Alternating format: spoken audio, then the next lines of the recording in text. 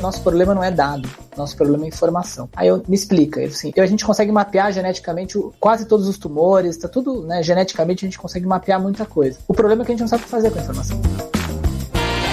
Prontcast, conversas inteligentes sobre saúde e tecnologia. Olá, ouvinte! Que bom ter você aqui com a gente em mais um episódio do Prontcast. Eu sou o Lasco Ivisto, CEO da ProntMed, e hoje o papo é com Rafael Mendes. O Rafa é engenheiro formado pela Escola Politécnica da USP e participou de uma das turmas do OPM pela Harvard Business School. Com mais de 20 anos de experiência em investimentos e gestão de empresas, foi sócio de gestora de investimento, membro do conselho de diversas empresas e CEO do Grupo Oncoclínicas, um dos maiores grupos de oncologia da América Latina. Hoje, ele é CEO da Vision One, uma rede nacional de hospitais de olhos investida pela XP Private Equity, investidor e mentor de startups, e assim como eu, também é praticante de corrida e mais um monte de outras atividades bacanas que ele vai contar pra gente aqui no Prontcast. Vem com a gente!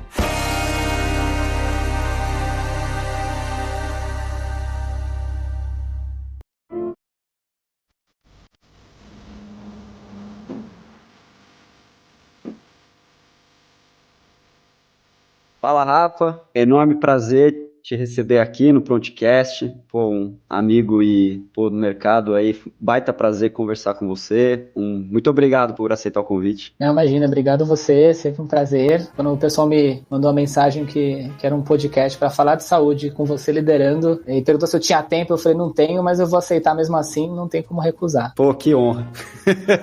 tô feliz, obrigado mesmo, é um prazer. Tem muita coisa que eu queria conversar com você. Você entrou aí numa nova empreitada, né, faz uns 2 anos por aí, né? Então, conta um pouco, né, do Vision One, assim, para aqui no Prontcast a gente tem uma gama muito híbrida de pessoas que escuta, profissionais de saúde, gestores, etc. E seria legal ouvir de você um pouco sobre essa história, tem um monte de dúvida e curiosidades em relação ao que vocês estão fazendo. Não, bacana. Esse projeto já nasceu há muitos anos. Em 2012, eu fui investidor e conselheiro e presidente do Grupo Oncoclínicas, que é um grupo de oncologia, e ali a gente conseguiu criar um grande grupo em oncologia com formadores de opinião e com qualidade de uma forma muito rápida, muito acelerada. E o modelo ali, acho que o grande segredo para a criação desse grupo foi uma combinação de um fundo, né, que pudesse, enfim, prover capital para a gente, né, pudesse dar capital para o projeto nascer, médicos renomados, onde pudessem trazer a credibilidade para o projeto, principalmente no convencimento de outros formadores de opinião, e um grupo de gestão capaz de executar o plano o planejamento estratégico, né? Então essa combinação do gestor, médico e investidor é uma coisa que ali na Oncoclínica a gente conseguiu identificar que tem muita força numa tese de criação de um grupo de uma vertical de saúde, mas tem que saber escolher bem, obviamente, o fundo, saber escolher, ou o fundo, enfim, quem vai fazer, quem vai dar o capital pra gente, o investidor, saber escolher bem os formadores de opinião e saber escolher bem os gestores. E a gente queria replicar isso na oftalmologia, né? Na oncologia tinha dado certo, a gente queria replicar isso na oftalmologia e começamos a buscar quem seriam os formadores de opinião que pudessem dar essa credibilidade pra gente no projeto. E encontramos o nome do Dr. Marcos Ávila, junto com o nome do Dr. Marcelo Ventura Ronald Cavalcante em Recife, mais 2 outros médicos, um em São Paulo, um no Sul, que acabaram não entrando no projeto, isso em 2014. E aí em 2014 a gente se reuniu, estudou fazer a criação do primeiro grupo de oftalmologia na época, mas por vários motivos o projeto acabou não indo para frente. Eu acabei assumindo a presidência do Grupo Oncoclínicas e fiquei até 2019 no conselho, quando o fundo que eu trabalhava antes vendeu a operação da Oncoclínicas para o banco Goldman Sachs, e aí eu fiquei, entre aspas, livre para poder olhar uma outra vertical com um pouco mais de calma, né? A amizade com os médicos oftalmologistas sempre ficou. E aí, coincidências da vida, em 2019 eu estava num período sabático, fazendo investimentos em health techs e, enfim, curtindo um pouco mais a família. Foi quando a XP, em nome do Shu Kong, que é o head de Private Equity da XP, que estava assessorando vários dos médicos que eu estava, eu como investidor tentando fazer um investimento, ele como assessor financeiro desses médicos, ele acabou criando o primeiro fundo de Private Equity com captação no varejo, a convite do Guilherme Benchimol da XP. Ele foi o primeiro investidor da XP, né? Então ele tinha essa relação próxima com o Guilherme convidou ele para montar esse braço de Private Equity dentro da XP, e aí inverteu o jogo, né? Ele falou, eu tô querendo fazer a tese de oftalmologia, conversei com alguns médicos do setor e todo mundo fala do seu nome. Você não quer participar desse projeto? Eu falei, putz, quero, né? Então tá. E o primeiro nome é Dr. Marcos Ávila. Eu falei, nossa, perfeito, vambora, né? E aí o projeto começou... Tá de brincadeira, né? Claro. É muita coincidência, E aí ele falou, não, então vem, vamos fazer esse projeto junto. A gente investiu no CBV, que foi o nosso primeiro hospital em Brasília, um hospital ONA 3, com bastante reputação e com, enfim, um dos melhores corpos clínicos do Brasil, né? Vários professores, né, das principais faculdades aí. Aí com o CBV a gente foi para Recife, onde a gente conseguiu o Dr. Marcelo Ventura, Ronald Cavalcante e família, né? As famílias Ventura e Cavalcante toparam entrar no projeto, o maior hospital de Pernambuco, um hospital acreditado Quemento, é o primeiro hospital norte-nordeste acreditado Quemento do Brasil, do norte-nordeste, né? Segundo hospital de olhos acreditado com acreditação internacional. Aí foi Cuiabá com HOC, um hospital líder do estado também do Mato Grosso, o único banco de olhos aí do estado. E aí depois fomos com o Dr. Orivaldo como nosso grande sócio lá. E aí foi indo, aí veio em seguida, vieram, né, Piauí, com o Vilar, o maior hospital do Piauí, acreditado na 3 também, depois Santa Luzia, o segundo maior de Pernambuco, super complementar em termos de localização geográfica do Hope, né, que é o nosso hospital em Recife também, um hospital grande e com uma reputação muito boa, Dr. Teófilo, Paulo e Marcos. E aí entramos em seguida em São Paulo, que era uma praça que a gente realmente precisava entrar, é importante pra gente, com o H-Olhos, que é a maior operação de oftalmologia do estado. Entramos. O H-Olhos tinha 3 marcas, que é Serpo, H-Olhos e Molinari. E aí veio Laser Ocular, que é um hospital do ABC, e depois Clinoft, hospital da Zona Leste, com a professora Denise de Freitas, que é uma médica super importante aí, e o do ABC, Dr. Edmundo e Dr. Fernando também, professores lá do ABC, da Faculdade de Medicina do ABC, enfim. Então, grandes nomes aí. E acho que e hoje estamos beirando aí 2.000 colaboradores e por volta de 1.000 médicos no Brasil inteiro, em 27 unidades. Em oftalmologia, a gente deve estar aí, se não é o líder, deve estar entre o primeiro ou segundo lugar, em conjunto com outro player do mercado, né? E acho que o crescimento foi rápido por isso, foi essa combinação desse grupo de médicos formadores de opinião, hospitais tradicionais, com marca muito forte, presença muito forte, com foco em qualidade, liderados por médicos, onde tiveram essa consciência de que juntos nós somos mais fortes, mas juntos fazendo a coisa certa, focando em investimentos, né, em qualidade, em gestão, trazendo um grupo de gestão também capaz, né? A gente tem um grupo hoje muito forte aí, junto com a gente, pessoas de Fleury, Stapar, Ernst Young, Danone, enfim, promoções internas, então uma equipe de gestão muito forte, né, com boa experiência aí, tanto de integração de ativos quanto de melhores práticas, né, e um investidor não só com capital, mas também com experiência, né, o Chu foi o primeiro investidor em saúde do Brasil, tem uma experiência grande aí, todo o conselho em investimentos em saúde também, e uma placa, né, a XP é uma placa muito simpática, né, então criada por empreendedores, então acho que essa combinação, acho que o projeto como o pessoal fala, o avião nunca cai por um motivo, né, são 7 motivos, acho que o nosso projeto também não tem sucesso por um motivo, acho que são vários, é uma combinação de coisas boas aí. Nossa, que legal, e me conta uma coisa, o modelo, olhando para uma perspectiva de investimento e tudo, é um modelo, obviamente, de consolidação, é um mercado hiperpulverizado, né, mas vocês estão mirando alguma coisa de mudança em modelo? Oftalmo, me corrige se eu estiver falando besteira, mas é um modelo que é bem definido, quase no fee for service, vamos pensar assim, tipo, de as execuções, etc, tá bem organizado. Eu não conheço bem a operação, né? Mas tem alguma coisa diferente que vocês estão pensando, questão de modelo, além, obviamente, de tudo que você está falando de qualidade, de garantir, tipo, essa integração entre capital, gestão e medicina, esse tripé. Pensando em modelo, como é que vocês estão olhando para isso, né? Curiosidade. Então, a oftalmologia, ela tem uma vantagem, eu acho, em relação a algumas verticais da saúde, tá? A grande vantagem é que ela é integrada. Então, quando você fala de hospital geral, você nunca consegue fazer o tratamento integrado, muitas vezes. Ou você faz a cirurgia, ou você faz um exame, ou um pronto-socorro. Quando a gente fala de oncologia, a não ser os grandes centros integrados, né? Um AC Camargo, por exemplo, mas mesmo um AC Camargo, que é um pouco mais integrado, é difícil também você ter todo o tratamento, né? Toda a jornada do paciente no mesmo local. local. Às vezes você, né, faz o exame num laboratório, é internado num outro hospital, faz a cirurgia em outro, a quimioterapia em outro, né? Na oftalmologia é um dos poucos casos, né, umas poucas verticais na saúde que é tudo integrado. Então, tanto o exame, consulta, né, na grande maioria dos casos, a gente consegue fazer tudo dentro ou dos nossos hospitais e clínicas ou clínicas parceiros também. A gente tem muitos médicos que têm a sua própria clínica, a gente tem uma parceria com eles onde a gente faz um tratamento integrado também, né? Ou seja, eles usam os nossos serviços e a gente tem uma certa integração com eles tecnológicas para que eles tenham acesso a todas as informações como se estivesse dentro do hospital mesmo, né? Por isso que a gente investiu tanto em tecnologia nos últimos anos, né? Como eu tenho o tratamento integrado, eu consigo tentar criar modelos mais inteligentes, ou teria condições de criar modelos mais inteligentes para as operadoras, para o paciente. Então a gente consegue muitas vezes, você falou de fee for service. Hoje o fee for service, grande parte do nosso faturamento não é fee for service. Grande parte do faturamento hoje é particular, por exemplo. Grande parte do nosso faturamento hoje é modelo de pacote também. E qual a vantagem do pacote versus fee for service versus outros modelos, tá? Eu acho que quando você tem um tratamento muito previsível e com uma resolutividade mais previsível também, o pacote não é ruim. Se eu tenho um protocolo bem definido, né? Eu tenho um paciente que está com uma suspeita de uma doença X, né? E o protocolo esses 3 exames aqui, mais uma consulta, mais um retorno, e se tiver talvez uma dúvida, mais um 4º exame. Não tem problema, né? Dá pra gente fazer um tipo de pacote. O problema é o preço do pacote. Se o preço for um preço justo, claro que é um bom modelo. Se o preço for um preço muito abaixo, como infelizmente algumas operadoras têm feito com a gente, não é saudável, porque a gente sabe, né? Ou você acaba subtratando, né? Não no nosso caso, mas a gente sabe que muita gente acaba não fazendo tudo o que deveria fazer, né? Ou começa a criar incentivos perversos de compensar um pacote num preço errado para gerar receita de outra maneira, né? Que também não é o nosso caso,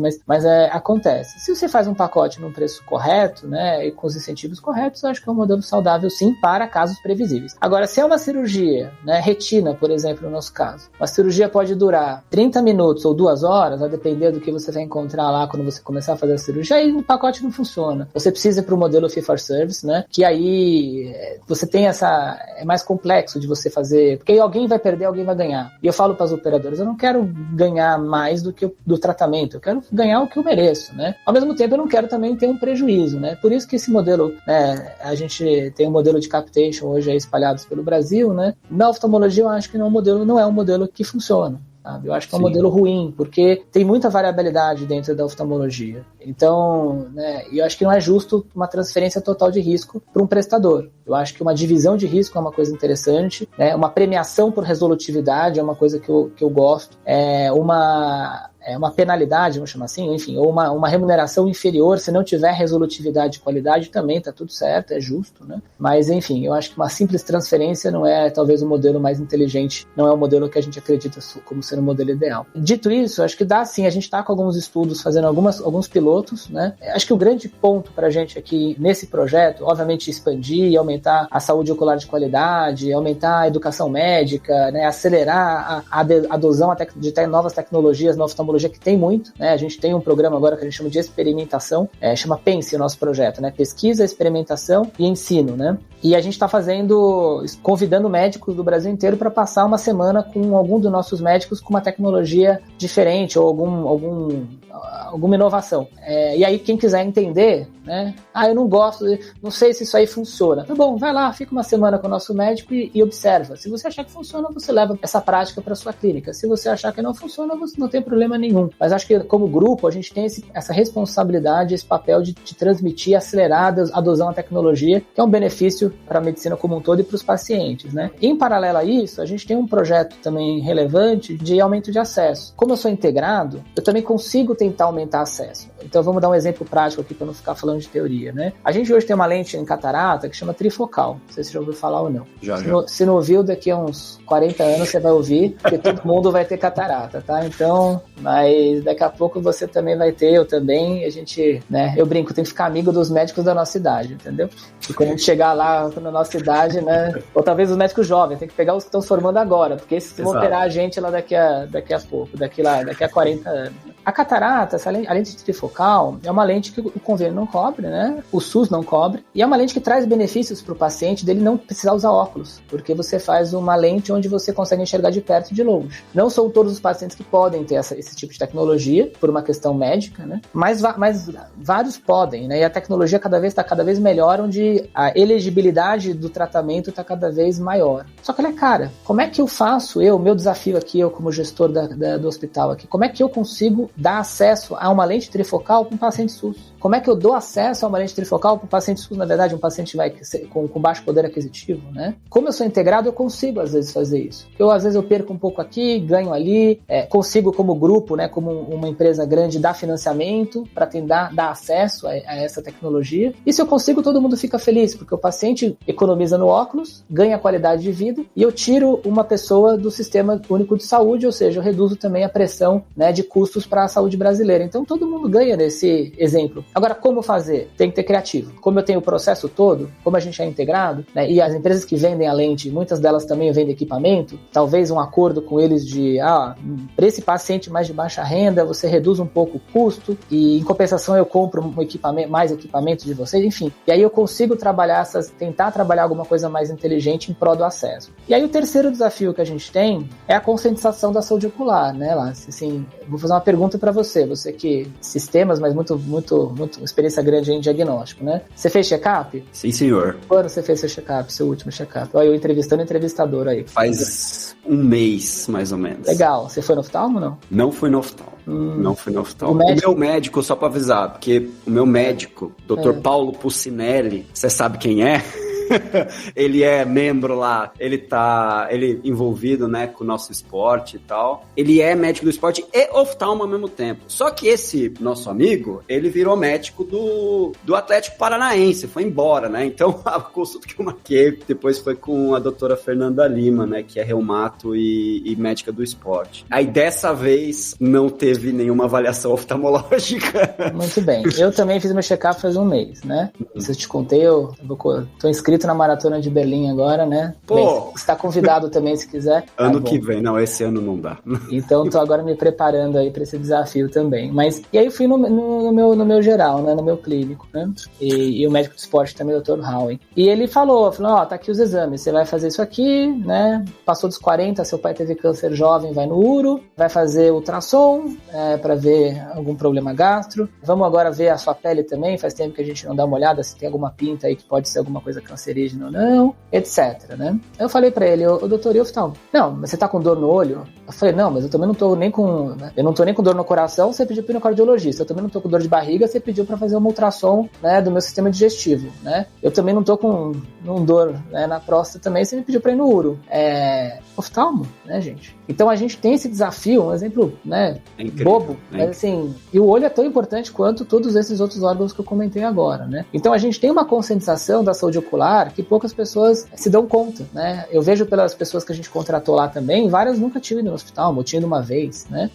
Eu mesmo, eu usava lente de contato que o pessoal da ótica me recomendava. Até a minha médica, né, a doutora Larissa, falou, Rafael, lente de contato você usa um grau um pouco menor no seu caso, porque vai te ajudar a ler, né? Porque você tem uma miopia grande, então vai te ajudar a conseguir ler melhor e vai te deixar menos cansado no final do dia. E eu sempre, né, eu lavava meu olho com água. Ela falou, meu Deus, não pode lavar seu olho com água. Então tem uns cuidados que eu mesmo fazia, né? Meu óculos mesmo, meu grau estava muito forte para mim, né? Então, assim, tem alguns cuidados que a gente tem com nossos olhos que falta conscientização. E eu acho que esse é um desafio do nosso grupo também. Como é que eu faço para criar essa conscientização e que vai trazer um benefício para a saúde como um todo, né? A gente teve um estudo que a gente viu esses dias sobre acidentes, né?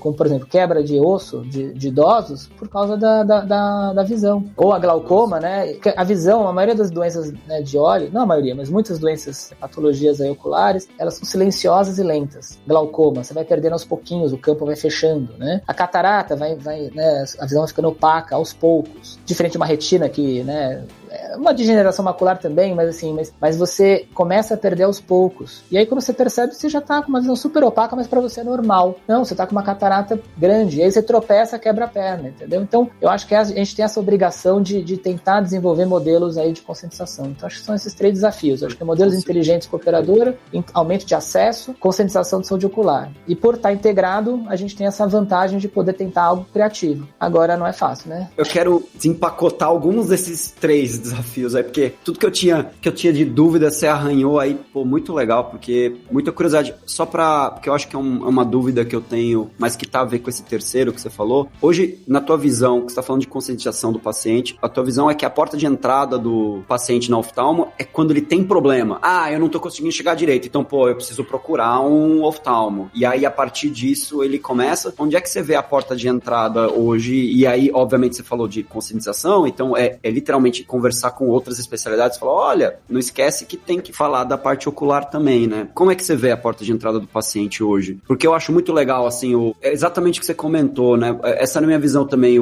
diferente da tua experiência anterior, da Onco, é que tem não é um acompanhamento tipo, você vai fazer um acompanhamento, imagino, né? Depois que você teve um câncer, você vai ter que sempre olhar, né? Então, acho que tem vários estudos que quem tem câncer, a chance de ter um outro câncer é muito maior, etc. Tem várias coisas, mas imagino que no caso da oftalmo, você tem uma vantagem muito legal, que é um desafio, mas também é uma vantagem, né? Olhando o copo meio cheio, no sentido de você controla o processo de cabo a rabo, né? Isso é muito, te dá as criatividades e te dá as possibilidades que você comentou. Mas como é que você traz esse paciente numa ótica de porta de entrada, quase com uma atenção primária, né? No sentido de oftalmo, né? Sim, tem vários tipos de paciente, né? Então a gente tem alguns pacientes que têm sim uma conscientização ocular. A maioria desses que tem é porque tiveram já um acompanhamento desde criança, né? Então os pais levando no oftalmologista, etc. Que esse é um outro problema grande que a gente tem. Os pais às vezes não levam, esquecem de levar, a criança não está indo bem na escola porque ela não está enxergando, né? Tá com uma miopia ou tá com alguma aberração, enfim, algum problema ocular, né? E aí com essa consciência, obviamente tem que voltar para ver se o grau aumentou, reduziu, e a criança vai ficando aí adulta e continua indo no seu oftalmologista, né? Então esse é um tipo de paciente, vamos chamar assim, né? Tem o segundo paciente que enxerga bem, que realmente, como ele enxerga bem, não vê necessidade de ir no oftalmo, e não vê necessidade de fazer check-up, não vê necessidade de olhar se tá tudo bem. Esse, a porta de entrada é quando ele tem um problema mesmo, então ou ele tem uma conjuntivite, ou alguma coisa mais séria, né? E aí ele vai acabar indo no oftalmo mesmo, ou ele começa a perder a visão também, né? Esse é um paciente. E tem o terceiro que você colocou bem, que é os colegas, né, ajudando a gente, indicando um tratamento oftalmológico que às vezes tem a ver com o próprio tratamento dele, né? Então você vê um tratamento, por exemplo, hoje estético, né? Que é uma área importante na oftalmologia também, né? O paciente vai fazer um botox ou vai fazer algum tipo de harmonização ou uma rinoplastia, por exemplo, né? E o olho tá com a pele, né? Eu fiz, né? Inclusive. Mas tá com gordura debaixo do olho, ou tá com a pálpebra um pouco caída, né? Não adianta nada você botar botox, arrumar na rinoplastia e a sua pálpebra não tá divergente ali com o resto do tratamento que você faz. Não, então vai no plástico ocular, ele vai fazer essa parte estética, vai ajudar, e às vezes não é nem estética, às vezes é saúde mesmo, né? A pálpebra cai a ponto de tampar a visão e você perder campo de visão, né? Outro exemplo, o geriatra é a mesma coisa, né? O geriatra tá olhando lá pro paciente, não, olha, tá na hora de você ir no oftalmo porque você deve estar com sua catarata, e a catarata dá para identificar, né? Quando ela já tá mais avançada, a olho nu você consegue ver, né? O branquinho, né? No meio do olho. Então também tem muito dessas indicações geriátricas também, né? Os dermos, né, como eu falei também, indicando muitas vezes, né, principalmente quando enxerga alguma coisa em relação ao olho, perto do olho, alguma coisa ali próxima do olho, né, eles indicam pro oftalmo também mexer, né, para não ter problema de mexer em vias lacrimais, alguma coisa mais relacionada à visão. O endócrino também bastante indicação, principalmente na questão de retinopatia diabética. O paciente tem diabetes, sim, né, tem que olhar a retinopatia, né, porque as doenças tem uma correlação muito grande entre elas, né? Então, a própria geriatra com a catarata, como eu falei, tem essas ligações, sim. Mas eu acho que dá pra ter, mas são ligações, eu acho que quando os casos estão um pouco mais no extremo, sabe? Eu acho que talvez o que a gente poderia tentar trabalhar melhor com a comunidade médica é uma coordenação integrada de saúde, né? Um pouco mais focada na saúde e menos na doença. Então, não esperar o paciente ter a diabetes pra gente olhar a homeopatia, mas talvez a gente já começar a fazer, eventualmente, tem uma tecnologia agora que está ganhando força agora que é a genética, que é a genética como um todo, né? Enfim, você também está super envolvido nisso, mas a genética para a parte ocular, ela tem bons resultados já, da gente antecipar alguns problemas sérios. Que legal, né? Não sabia, que legal. Por exemplo, o DMRI, né, que é degeneração macular, a degeneração macular, quando ela começa a acontecer, você vai perdendo, né, e o medicamento, ele vai tentando retardar essa perda. Às vezes consegue ter ganhos, mas assim, não necessariamente volta ao normal, vamos chamar assim, né, mas você retarda a degeneração. Se você consegue fazer um trabalho genético preventivo, você consegue começar o tratamento antes e já evitar essa perda inicial, né. Então tem algumas coisas interessantes que dá para ser feitos, né, do ponto de vista de saúde mesmo, né, de cuidar da saúde. Perfeito. Mas para isso a gente precisa ter essa consciência da população de que a gente precisa cuidar da saúde, né, e não da doença, né. E para o operador é bom também. Para o sistema de saúde como um todo, é muito melhor você já começar a tratar antes, evitar uma queda, evitar que pode criar uma internação, uma cirurgia ou alguma coisa, do que a gente fazer um check-up, né, todo ano.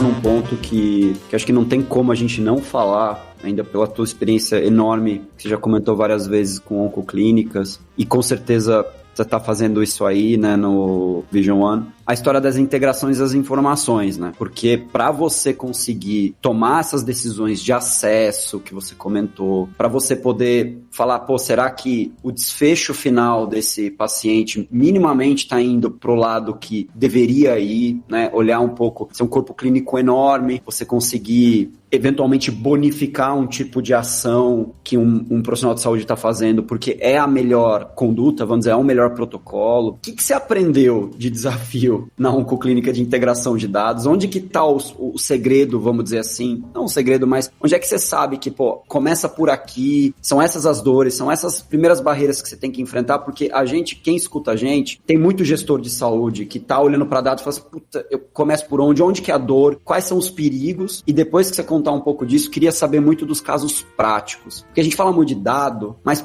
contar um pouco, falta muito exemplo às claras, né? Existem muitos exemplos que não são falados, etc, mas que as pessoas, entendi como que a pessoa usa o dado, legal, não precisa ser nada revolucionário, foguete pra lua, etc, mas, coisas que funcionam e geram eficiência, etc, dão uma visibilidade. Conta um pouco sobre isso. Daria pra ficar, acho que umas 5 horas falando sobre isso, mas...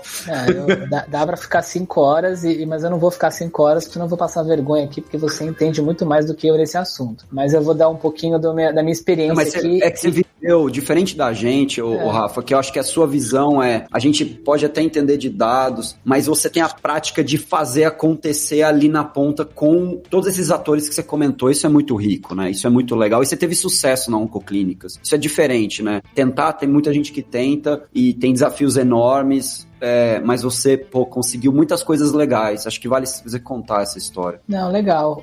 Então, assim, a questão do dado, é uma coisa que eu aprendi, né? A gente tem que separar dado e informação, né? Eu lembro uma frase que eu vou ter que replicar aqui, que é muito legal. O Dr. Sérgio Simon, que é o nosso médico, era o médico lá da Oncoclínicas, né? Chegou a ser chefe do Einstein durante algum tempo. E ele é oncologista. E eu falei, doutor Sérgio, né, tem esses exames novos genéticos, né, que bacana, né, que legal. Ele falou assim, Rafael, hoje em dia o nosso problema não é dado. Nosso problema é informação. Aí me explica, assim, a gente consegue mapear geneticamente quase todos os tumores, tá tudo, né, geneticamente a gente consegue mapear muita coisa. O problema é que a gente não sabe o que fazer com a informação, né? Eu tenho tudo mapeado, todos os genes, tudo. Agora, e aí? O que eu faço com isso? Então, eu acho que, e aí, obviamente, agora tem os estudos de correlação de genes com as doenças, agora com relação com os tratamentos, né, que na medicina, na oncologia eles chamam de a oncologia customizada, né, o tratamento customizado, né, assim, que é o melhor medicamento para você vai ser esse aqui, personalizado, né? Personalizado, Então, assim, eu acho que dados é um pouco disso. A gente tem muito dado dentro das empresas. Tem bastante. O problema é que tem clínica que a gente tem dado no papel, né? Por incrível que pareça, ainda tem muito papel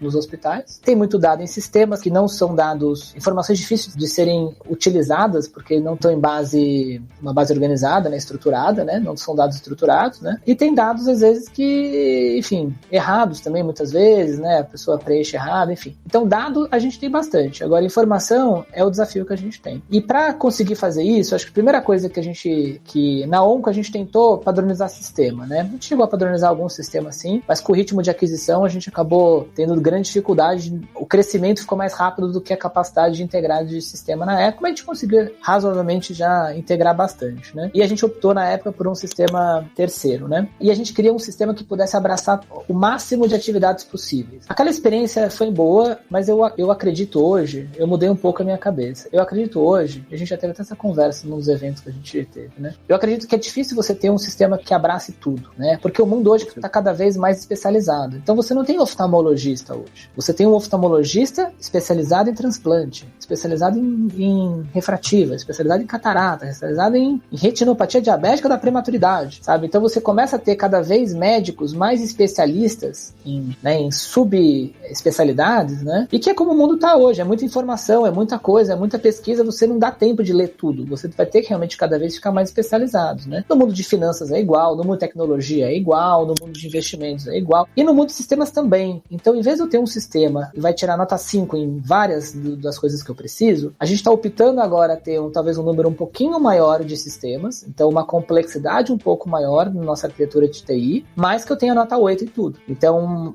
um sistema que aí veio o segredo do barramento da integração, né? Que hoje em dia, quando a gente fala de SaaS, fala de nuvem, é mais fácil do que no mundo anterior. Na época de OncoClinic era muito mais difícil, até por infraestrutura de internet e tecnologia mesmo, né? Até as linguagens novas agora, né? São muito mais, né? Até tá agora, falava da vez agora o no-coding, né? Então, assim, daqui a pouco até vai ter sistemas, né? Onde você nem vai precisar saber programar para fazer, né? Toda a parte de desenvolvimento de sistema, né? Então, o que a gente está buscando? Eu não quero também ter 50, 70 sistemas. Então, vamos tentar o mínimo de sistemas possíveis, mas com nota 8 em tudo. E aí a gente mudou um pouco a nossa estratégia. Então, a primeira coisa que a gente quis fazer é o core do nosso negócio, é o faturamento, obviamente, que eu tenho que ter um sistema confiável para faturar, e dados médicos, né? Nosso prontuário eletrônico, né? Para isso, a gente olhou vários sistemas no mercado, né? A gente já teve essa conversa. A nossa conclusão é que para quem não quer tanta especialização, tem uma série de soluções muito boas. Para quem quer coisas bem mais simples, né? Consultório, tem uma série de soluções muito boas, mas para o nosso caso, que a gente quer sim detalhamento, porque a gente valoriza a pesquisa, a gente quer dados estruturados para poder fazer para usar Analytics, né? Da parte assistencial também. E como a gente é muito especializado, os grandes sistemas não são muito genéricos para a gente. E os sistemas mais simples de consultório são muito simples, né? A gente tem centro cirúrgico, a gente tem, né, tem internação, então... E aí a gente tomou a difícil decisão de fazer o sistema próprio. Então a gente fez nosso próprio sistema, investimos aí algumas dezenas de milhões de reais aí no sistema e já estamos implementando já tem 3 hospitais, já está em Pernambuco, já está em Mato Grosso, agora a gente está implementando em São Paulo, né? E aí com isso eu tenho o quê? Eu tenho, o coração financeiro, vamos dizer assim, que é a parte de faturamento, que é complexo, né? Brasil, infelizmente, é difícil, né? Muito. Então tem lá os regras de operadoras, tudo que a gente precisa fazer, e tem o coração assistencial, que é, obviamente, a questão do paciente, né? Tudo de uma forma, o nosso sistema, como ele foi feito por oftalmologistas, ele é muito, eu falo, se entrar uma outra especialidade, talvez não fique tão confortável como o nosso oftalmo fica, porque já tem todos os passos de uma consulta oftalmológica, e se ele já fala que ele quer fazer, e mais para um lado mais de catarata, ou mais um lado de retina, enfim, ele já muda automaticamente, já puxa os exames de imagem que a gente sabe que os médicos vão querer olhar, para a especialidade específica. Então, assim, a gente ganhou produtividade no consultório, ganhamos dados estruturados para poder fazer analytics e ganhamos também algumas ajudas, né, para os médicos em relação ao protocolo, para as operadoras é importante também, e para o paciente, óbvio, né? Também a gente ganhou essa questão de, como ele está todo na nuvem, hoje o sistema está na nuvem Oracle, né? Então também a gente ganhou, o médico pode tirar férias, né? Se o paciente dele chegou lá para um colega atender, ele consegue de onde ele quiser acessar o prontuário e ajudar até uma teleconsulta junto com o médico que esteja na ponta, né? Aí você fala, e o RP? Como é que você vai fazer? O RP a gente falou, vamos fazer nós? Não dá, tem tanta coisa boa no mercado, então pronto, o RP a gente já vai fazer junto, a gente contratou agora, assinamos um contrato relevante com a Oracle, vai ser a primeira empresa de saúde do Brasil a ter a solução 100% SaaS, Oracle, e aí toda a parte de finanças a gente centraliza na Oracle, que obviamente, né, é uma das melhores do mundo aí nesse aspecto. Já impostos a gente já tem outro, DP já é outro, né, que também especializado, né, aí pesquisa já vai ter um aplicativo de pesquisa específico, né, então a gente começa, qualidade já tem um outro sistema que a gente vai porque até o final do ano todas as nossas unidades com centro cirúrgico é diretriz nacional de a gente ter acreditação. Perfeito. Pelo menos o que é ONA, né? ONA você está falando. Pelo menos a ONA. Então, assim, eu começo a ter uma padronização do sistema, porque o sistema, você conhece o sistema muito melhor que eu, o sistema em si não é o tão importante, né? Ou melhor ainda, o sistema em si não resolve a sua vida. Você tem que ter pessoas e processos. Perfeito. Então, o sistema, perfeito, mas não adianta você ter um sistema, o processo todo bagunçado e você tem que customizar o sistema. É melhor você arrumar o processo, treinar as pessoas para você usar o sistema da maneira que quem criou o sistema, né, imaginou que é bom para todo mundo, porque chegou uma nova atualização, você não precisa ficar mexendo nas customizações. Então, em termos de estratégia de dados, nossa, resumidamente falando, a gente primeiro, vamos escolher a arquitetura. Escolhemos a arquitetura? Vamos agora padronizar sistemas, processos e treinar pessoas. Conseguimos? Aí sim, e eu acho que isso vai provavelmente só daqui eu imagino só daqui pelo menos entre 18 meses a 24 meses, a gente vai estar num estágio, a gente ainda está em fase de padronização de tecnologia, tá? A gente já definiu, já finalizamos a definição da arquitetura, estamos em implementação agora, até o meio do ano a gente deve migrar todas as nossas clínicas para essa arquitetura de sistema que a gente planejou. Aí sim a gente consegue brincar, né? Começar a trabalhar o Analytics de uma forma mais profissional, vamos dizer assim. Por enquanto é um pouco, cruza um dado ali, pega um pouco aqui, mexe ali, vamos fazer um projeto piloto com a operadora X, né, com um value base ali, piloto, vamos, dá para fazer, mas uma governança de dados mais estruturada e inteligente, tudo começa com a captura da informação e ter certeza que você tem dados confiáveis, fáceis de capturar, isso é importante também, tá lá, assim, o pessoal fala, mas eu quero ter dado, aí bota 30 pessoas bagunçando a vida do hospital inteiro com Excel para tudo que é lado. Não, gente, tem que capturar dados de forma fácil. Podemos levantar uma bandeira aqui? Pode, claro. Vamos combinar que a gente tem que incentivar o mercado a perguntar ao NPS do médico se ele indica o sistema dele para outro colega? Você sabe que eu faço isso, né? A gente faz isso. Então, a gente precisa fazer isso, porque a gente não pergunta para quem usa, que é o que você está falando. Pô, bagunça minha vida, eu tô cheio de sistema aqui. Tá, e você chega no final do trimestre, você vai falar assim, esse bolo de sistema aqui que a gente entregou para você indicaria pro teu colega usar? Acho que é uma boa prática, porque eu concordo 100% com você. Se for uma coisa tão importante no início que é, pô, tá muito bom pro oftalmo, acho que se eu colocar pra especialidade do lado não vai funcionar. Você é engenheiro civil, você sabe bem que engenheiro não é tudo igual. No máximo você vai ter cálculo 2, 3, física 2 lá no início e mais algumas coisas, mas depois, lá na frente, você sofreu com resmate, com essas coisas. Você tá sabendo bastante, hein? Você deve ter bastante amigo politécnico. Eu quase fiz engenharia, tá? Eu fiz do outro lado, eu acabei fazendo fé, né? Mas eu tenho, eu brinco que é a faculdade dos engenheiros arrependidos, a fé, então não é, mas eu sei bem que, e a gente sabe como ProntMed a importância de você olhar para a sua especialidade. Você tem uma vantagem, porque você tá dentro de uma especialidade única, com várias subespecialidades, mas com certeza você vai ver que dentro da na complexidade que você tem, também muda. No nosso caso específico, por exemplo, no HC, que é cliente, a gente tem um ambulatório da Reumato, mas cada dia tem um ambulatório diferente. Tem lúpus, artrite reumatoide, fibromialgia. É diferente. No volume que você tem de pacientes, é muito diferente, né? Então, isso é muito legal. E eu acho que a gente podia levantar uma bandeira, queria ouvir você, de, e aí, médico, você tá gostando? E no final a gente usar uma padronização única de NPS, pra gente ouvir quem usa mesmo o sistema, quem tá imputando a informação. Não só o médico, no caso, vai ter gente financeira que tá preenchendo os dados lá na ponta, vai ter pessoal que tá olhando o CRM de vocês, que também tem que olhar, deve ter escolhido alguma ferramenta para fazer isso também, então é complicado, né? Queria puxar essa bandeira e a gente acredita extremamente nisso, mas agora me conta uma coisa, na parte prática do uso do dado, pode ser isso que você falou, esses primeiros cruzamentos, brincar, entre aspas, de value base, né, que você está trazendo. Como você teve uma experiência na Oncoclínica, você está construindo isso agora e acho muito legal e parabéns pela humildade de falar assim, eu acredito nisso, não vou dizer que daqui 3 meses está tudo pronto, tudo integrado, porque eu tenho um desafio de 18 a 24 meses para fazer um negócio robusto. A gente vai, aos poucos, construindo o avião enquanto ele está voando. Lá na Oncoclínicas, já passou o ciclo, etc. E você fez várias dessas integrações, teve outros desafios, é um modelo bastante diferente, mas na história da informação, né? Onde é que a informação, de fato, com a informação estruturada, ajudava vocês? E o que você hoje já consegue fazer com a primeira estrutura que você tem, que você está usando informação para conseguir melhorar algum processo, gerar alguma eficiência, algo que sem a informação você ia ter um pouco mais de dificuldade, contar um pouco de caso prático nisso. Bem, assim, eu acho que, vamos lá, tem duas grandes áreas que eu acho que a gente consegue, com a informação bem feita, e tudo nasce no prontuário mesmo, né, não tem jeito, né, a gente consegue trabalhar melhor, né. Primeiro a questão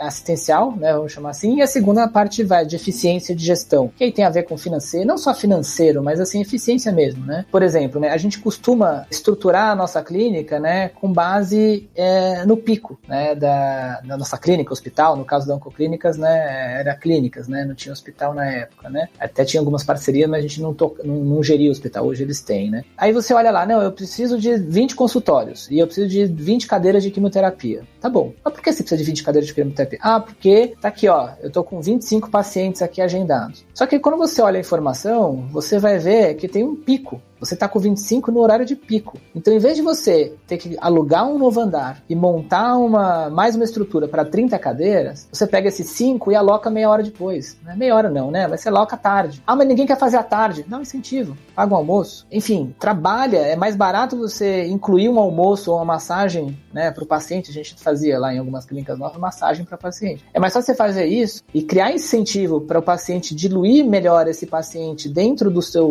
da sua clínica, do que você montar uma estrutura para crescer onde você tem 3, 4 horas de pico, que normalmente é de manhã, enfim. Então, esse tipo de dados a gente conseguia olhar bem, né, na época e trabalhar bem. Segunda coisa que a gente também usava bastante, outro exemplo que eu tô de surpresa, né, essa pergunta aqui, então eu tô tendo que tentar puxar algumas coisas ali da época de Oncoclínicas e eu tento puxar algumas coisas também aqui da época no meu dia a dia, que eu acho que é mais fácil, né. Mas um outro exemplo que eu lembro que a gente trabalhou muito bem é a farmacoeconomia. Então, tem um medicamento que é um medicamento super caro, super complexo, né? E muitas vezes eu tenho um frasco que a indústria farmacêutica me faz de X, mas eu poderia atender 2 pacientes com o mesmo frasco. Então, dentro da nossa farmácia, a gente, né, faz tudo bonitinho, a gente poderia fazer isso. Por que eu coloco ele em 2 horários diferentes? Não faz sentido. Não faz sentido, às vezes, nem para o paciente mesmo, porque o médico, às vezes, é o mesmo médico. Então, você começa a trabalhar, a gente trabalhou muito nessa questão de colocar os medicamentos ou os casos mais específicos em horários diferentes, com base nessa também da informação e o sistema aí mesmo nos guiando em algumas coisas em relação à assistência, né? Outro exemplo também que eu lembro, né? A questão, por exemplo, dos tratamentos que dão mais efeito colateral, né? Então, essas quimioterapias dão mais efeito colateral, por exemplo, enjoo. Então, já aloca os pacientes próximos de banheiros. Então, vamos pegar, na Oncoclínica a gente não tinha, tinha alguns lugares de cadeira, né, aberta, mas em São Paulo, por exemplo, tinha as cabines individuais, né? Então, bota uma cabine individual perto de algum sanitário, né? Porque esses daqui podem ter mais casos de, vamos dizer assim, de problemas de enjoo, então é melhor deixar ele mais perto. Então você começa a usar a tecnologia para ajudar em farmacoeconomia. Eu tentei dar um exemplo de cada tipo, né? Então, eficiência mesmo de gestão, sim, eficiência do tempo do médico. Eu tenho que tentar otimizar o tempo do médico. Eu quero ele atendendo mais pacientes possíveis no menor tempo possível com uma qualidade alta. Porque é bom para ele, é mais pacientes atendidos, é bom para ele que ele usa melhor o tempo dele e ele acaba também tendo uma remuneração mais interessante. Então todo mundo ganha. E por fim, uma questão também de jornada do paciente, né? Imagina, o paciente está lá no cantão, lá na sala, lá no final, tem um problema, tem que sair correndo pro outro lado, né? E a enfermeira. Então tem algumas coisas que você consegue sim usar, se você preencher direitinho, né, o prontuário e usar essa informação para também ajudar na gestão e na jornada do paciente também. Então, eu acho que esse é alguns exemplos aí. Na parte de administração pura, né? Aí sim tem uma série de coisas que o sistema pode nos ajudar, né? Então, até, por exemplo, coisas criativas com a própria operadora. Eu lembro de algumas operadoras falando, mas esse tratamento aqui é muito caro, esse tratamento aqui... Eu vou dar um exemplo real, tá? Que eu lembro. Tem uma operadora que falou pra mim que o meu preço médio era 20% acima do mercado e que a gente tinha que reduzir. Obviamente, eu fui preparado, que eu sabia que eles iam reclamar, né? Então, eu fui com meus dados, né? Peguei dados dos sistemas, né? E eu falei, você acha que é caro? Quanto que isso representa em dinheiro? Aí ele falou, X mil reais. Eu falei, você sabia que eu evitei 5 cirurgias? Ele, oi? Tem 5 pacientes que foi recomendado uma cirurgia, o nosso médico ligou pro cirurgião e eles juntos decidiram que era melhor tentar evitar a cirurgia e fazer uma rodada fazer um passo de quimioterapia antes, e inclusive até hoje esses pacientes, graças a Deus, reagiram bem e não vão precisar fazer a cirurgia. Você sabia que a cirurgia custa provar umas 4 ou 5 vezes mais caro que esse tratamento de químio que a gente colocou? Então você realmente acha que eu sou caro? Não adianta você ficar olhando meu preço, você tem que olhar o custo da jornada do paciente como um todo. E se você tem informação dentro do seu sistema, você consegue chegar para o operador e falar assim, para de me comparar, olhar só preço, você tem que olhar a minha efetividade, tem que olhar o tratamento como um todo, se eu estou conseguindo reduzir. E se eu não estou conseguindo, se é o contrário, né? Ótimo, me avisa que eu quero mexer nos meus processos para conseguir fazer uma medicina sustentável com resolutividade num custo que seja justo para remunerar decentemente meus médicos e ter uma rentabilidade mínima para o meu hospital, mas ao mesmo tempo que seja um custo que seja sustentável para a medicina como um todo, te ajudando a reduzir sinistralidade, né? Perfeito, então, claro. 2 exemplos aí que eu lembrei aqui essa você me pegou de surpresa, mas tudo bem. Não, é assim, porque o que acontece? A gente vê uma história de trazer para a realidade, né, as coisas que estão... Os sistemas, no final, eles estão sendo feitos para a gente poder controlar melhor o processo, é para melhorar aquilo que a gente já tem. E a gente bate muito na tecla como ProntMed, de, não é o dado pelo dado, é o dado para resolver um problema, para se transformar em informação, para ele, de fato, ajudar a remunerar melhor um médico. Por exemplo, faz muito mais sentido você bonificar o médico que tomou a decisão de ligar para o outro médico e falar assim, peraí, precisa de cirurgia mesmo? Será que não é melhor esse tratamento? Todo mundo ganha. O paciente ganha, que vai ter uma experiência, em tese, imagino que é melhor, no final, isso que vocês fizeram. O custo é menor, o médico vai incentivado a tomar essa decisão, quase é uma segunda opinião, vamos chamar assim, né, desse processo. É muito legal.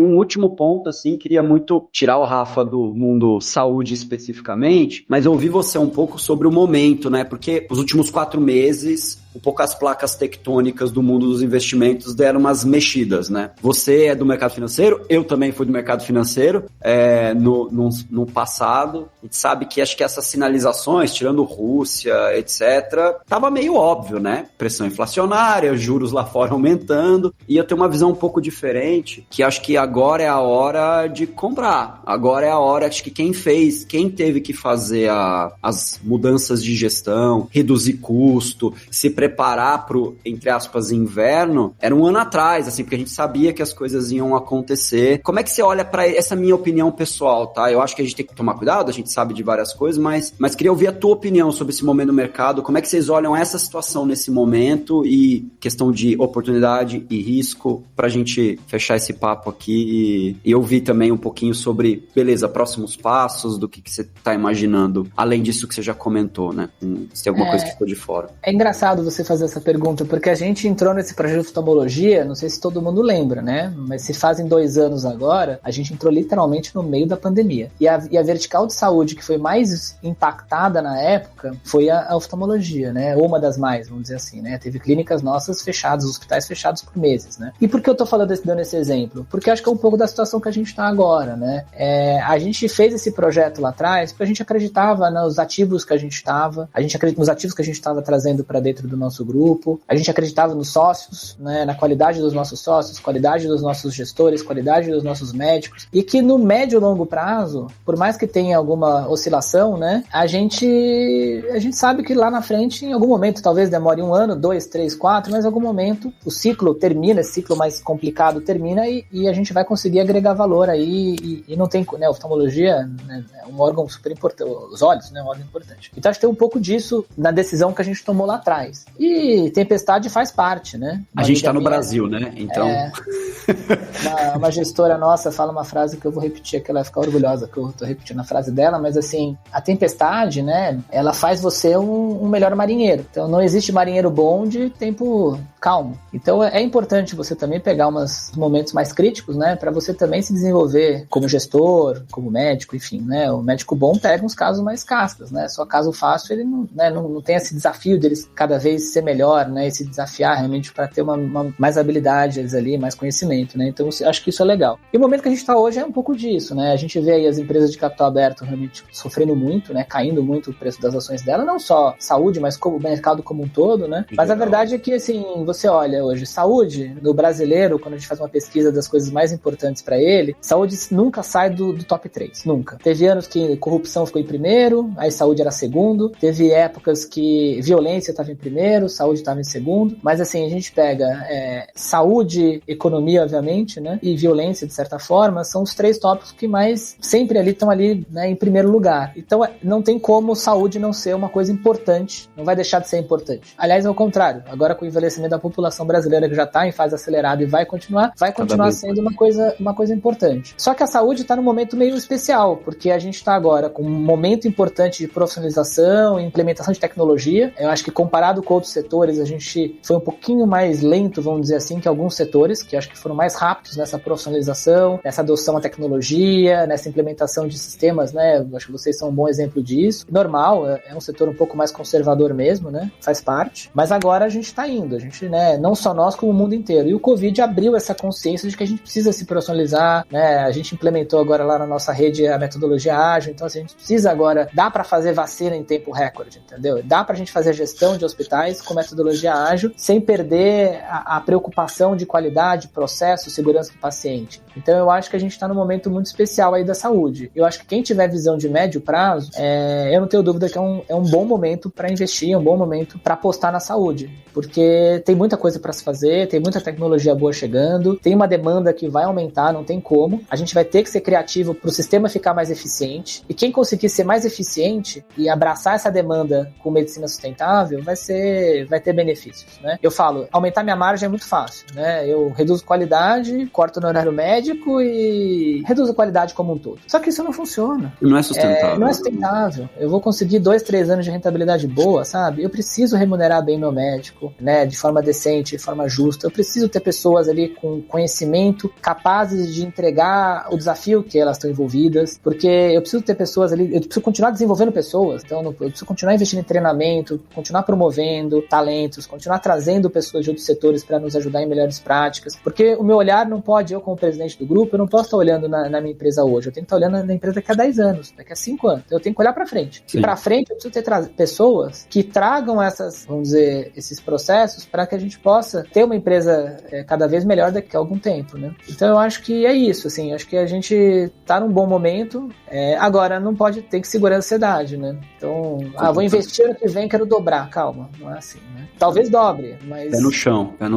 Mas eu acho que tem que ter uma visão um pouquinho de médio e longo prazo, porque a saúde é isso, a saúde é um pouquinho, tem um ciclo um pouco mais demorado do que outros setores, onde a gente sabe que o ciclo é um pouco mais rápido, mas a beleza é que é muito sustentável, muito resiliente, e sempre vai ser uma coisa importante, cada vez mais importante para nossa sociedade. Para as pessoas, né? Para a população, muito. Não, com certeza, e eu acho incrível, assim, parabéns primeiro, porque você tem a visão de investidor, você tem a visão de saúde, você tem a consciência de longo prazo. O Chu não precisa nem falar, né, porque tem essa experiência toda de ser um investidor já de bastante bagagem em saúde, e você construir um time que tem a visão de longo prazo, porque médico, profissional de saúde, nasce com essa visão de longo prazo de qualquer jeito, né, porque é assim mesmo. Gestão, quem tá em saúde já entende, e o capital também precisa pensar no longo prazo, né, nesse caso, para não criar instrumentos que também consigam pensar de uma forma um pouco mais alongada, porque tem esse ciclo. Então, nesse ponto do investidor, eu sempre falo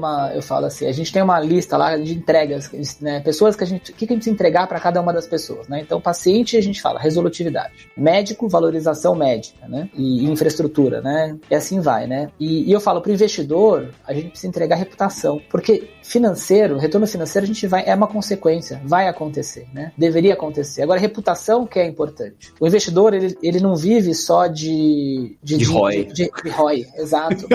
Ele precisa chegar e falar assim, tá vendo aquela empresa lá, que é hoje a maior do Brasil, a super admirada, que os meus pais vão, que o seu pai vai, sabe? Eu criei aquilo. Então, aquilo tem muita força. Então, eu sempre falo para as pessoas, gente, reputação. Dinheiro, sim, a gente vai retornar, mas a gente tem que entregar a reputação junto. E saúde tem isso, né, Rafa? Muito. Porque mexe na vida das pessoas, com certeza. Colaborador, eu preciso dar oportunidade para os colaboradores. Eu preciso crescer, porque os meus talentos estão se desenvolvendo, né? A cadeira está ficando pequena para eles. Então, eu preciso dar oportunidade para eles. Então, eu acho que esse é um pouco o que a gente tenta viver aqui no nosso dia a dia, né? E aos pouquinhos a gente implementando essa cultura para que todo mundo entenda disso. Mas não é fácil, né? Ainda mais quando você cresce, você sai de 150 colaboradores para quase 2.000 em 2 anos. Você imagina o desafio cultural que a gente tem para não só passar essa informação, mas um desafio que eu falo, né? Os americanos costumam falar walk the talk, né? O liderança pelo exemplo, né? A gente precisa fazer o que a gente fala. Não dá para falar que a gente valoriza colaborador se a gente não faz isso na prática. Então, eu acho que eu lembro quando a gente inaugurou lá o novo centro, a gente fez lá em Brasília, enfim, a gente está fazendo no Brasil inteiro, né? A gente inaugurou um novo refeitório super moderno, super bacaninha para eles ali, e aí fizemos uma sala de estudos para eles, uma sala de descanso e uma sala de meditação também de mindfulness, né? Aliás, nem sei se estão usando, mas eu tô indo para Brasília semana que vem, com certeza eu vou usar. Mas acho que aí, na inauguração, a gente falou, né? Falou assim, isso aqui é um exemplo que a gente valoriza vocês, que a gente valoriza colaborador. Então, acho que também tem um pouco de realizar o que você fala e não só falar, né? E fazer o contrário, né? Médicos, mesma coisa, né? Várias iniciativas que a gente tem feito aí de criação do comitê de valorização médica, né? Uma série de benefícios que a gente tem trazendo para eles. Mas acho que é um desafio. E é um desafio enxergar isso também, tá? Porque quando a gente tá na crise, a gente gosta de... A gente tá vivendo aquilo. Então a gente fica com um pouco de mais, será que eu deveria? Será que eu deveria investir? Será que eu não deveria? E aí quando o negócio tá indo, né, super bem, agora eu vou entrar. Mas agora já foi, né? Assim, já foi não, né? Mas passou, entendeu? Então, né? Completamente. Então é difícil, né? E aí você se arrepende. Se eu tivesse feito, né?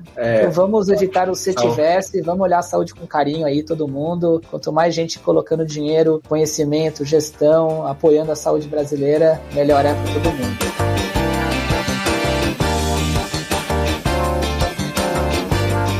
Rafa, agradeço demais a sua participação. Temos o horário aí de 1 hora e pouquinho. Daria para ficar um pouco mais de tempo conversando. Tem um monte de dúvida que eu tenho das entranhas da operação, mas que eu queria agradecer e te parabenizar pela visão. Você realmente está fazendo diferença no mercado da saúde, trabalhando pra caramba para desenvolver o setor. De verdade, parabéns. Eu tenho maior orgulho e admiração pelo trabalho que vocês estão fazendo, que vocês já fizeram. É uma cultura que é muito legal, então, com pessoas bacanas que estão pensando no longo prazo, no melhor para todo mundo, e pela humildade aí que você trouxe toda essa conversa. Agradeço demais, obrigado pelo seu tempo, que é escasso, eu sei. Já vai pular para a próxima aí, em breve, né? Então, agradeço muito. Se der tudo certo, a gente pode ir para Berlim ano que vem. Esse ano não tá muito em cima, mas a gente vai correr Berlim no ano que vem, vai. Tá bom, a gente vê, o ano que vem a gente vê um lugar legal pra gente visitar. Obrigado, viu, Rafa? Obrigado mesmo. Obrigado a vocês pelo convite. Obrigado, até mais, a gente se fala. Tchau, gente. Tchau.